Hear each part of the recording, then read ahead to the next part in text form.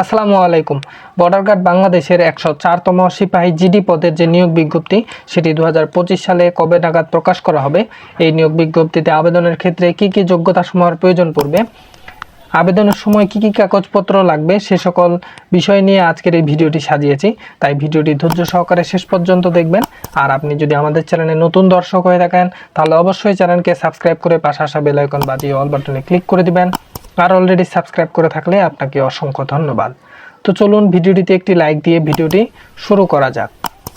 আমি আপনাদের গত যে সার্কুলার ছিল সেই সার্কুলার থেকে এই নিয়োগ বিজ্ঞপ্তির আবেদনের ক্ষেত্রে যে যোগ্যতা সমূহের প্রয়োজন পড়বে সেগুলো দেখিয়ে দিব।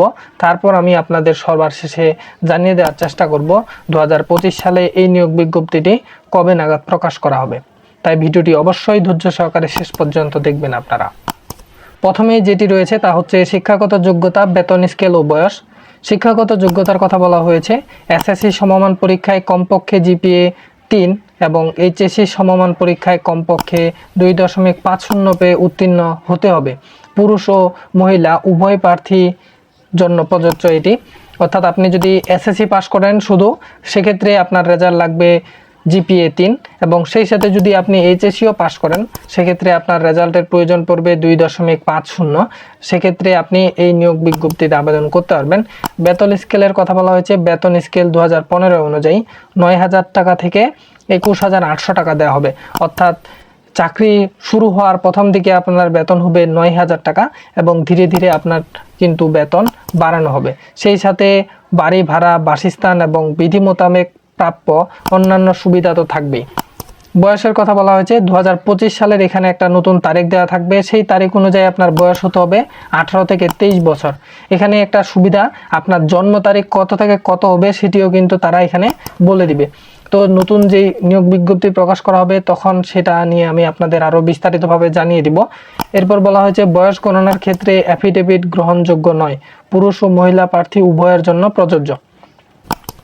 এরপর যে বিষয়টি বলা হয়েছে শারীরিক যোগ্যতা, উচ্চতা পুরুষ প্রার্থীর ক্ষেত্রে 5 ফুট 6 ইঞ্চি এবং ক্ষুদ্র নিগোষ্ঠী ও অন্যান্য সম্প্রদায়ের পুরুষ প্রার্থীদের ক্ষেত্রে 5 ফুট 4 ইঞ্চি, মহিলা প্রার্থীদের ক্ষেত্রে 5 ফুট 2 ইঞ্চি এবং ক্ষুদ্র নিগোষ্ঠী ও সম্প্রদায়ের মহিলা প্রার্থীদের ক্ষেত্রে 5 ফুট।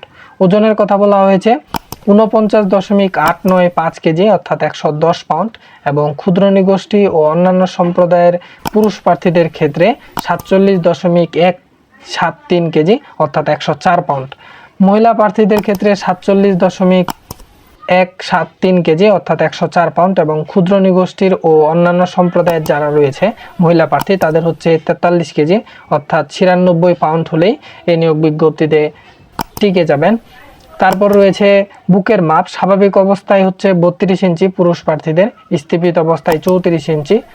ক্ষুদ্র নিগোষ্ঠী ও সম্প্রদায়ের ক্ষেত্রে বলা হয়েছে স্বাভাবিক অবস্থায় 30 ইঞ্চি এবং স্থিপিত অবস্থায় 32 ইঞ্চি।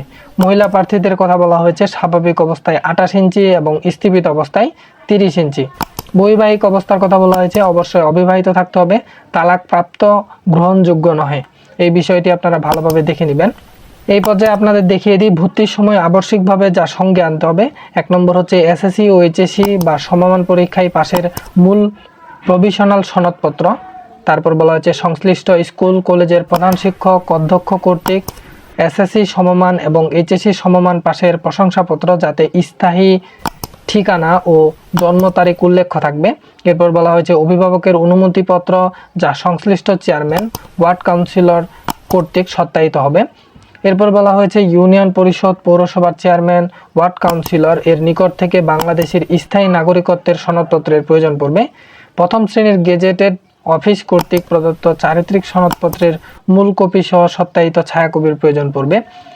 এরপর যে বিষয়টি লাগবে তা হচ্ছে সদ্য তোলা নীল ব্যাকগ্রাউন্ড সম্বলিত ল্যাবে প্রিন্টকৃত 11 কপির পাসপোর্ট সাইজের ছবি প্রয়োজন পড়বে, যেখানে 1 কপি ছবিতে আপনার ইউনিয়ন পরিষদের চেয়ারম্যান অথবা ওয়ার্ড কাউন্সিলরের দ্বারা সত্যায়িত হবে 1 কপি ছবি এবং বাকি 10 কপি সত্যায়িত ব্যতীত অর্থাৎ সত্যায়িত হতে হবে না।